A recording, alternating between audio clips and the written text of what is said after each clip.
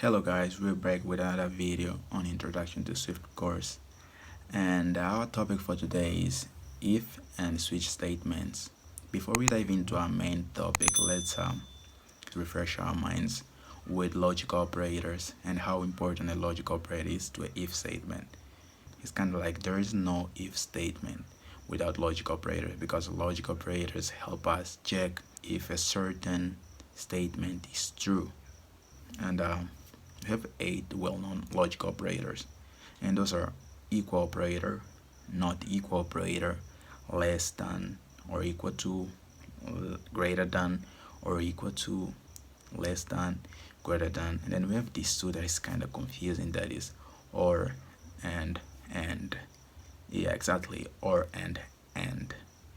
So the difference between the or and is that or one of the statements should be true, and the and both of the statements should be true.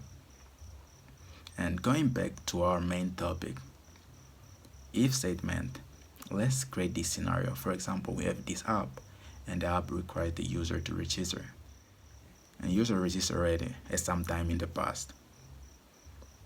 So the users come back to log into our app, and we're going to use an if statement inside of our code to distinguish if the password that the user entered is the same as the password that we stored inside of our code or somewhere in our database.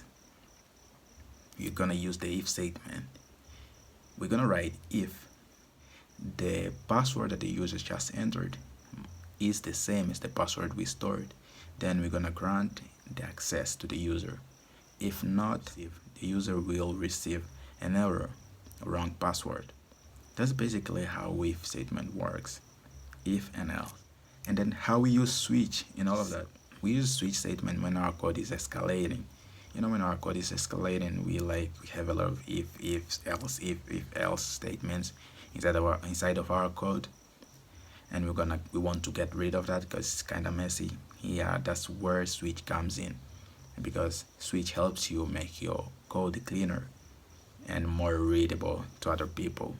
So that's basically the same. If and switch statement are the same, and the only difference is just switch make it cleaner than a bunch of if statement. You just use switch when your code is escalating, it's getting bigger, your if statement is getting bigger. So just use and switch statement. That's it for this video, and this video was really short. If you did enjoy the video and you watch until the end, please don't forget to subscribe. It means a lot, and thanks for watching.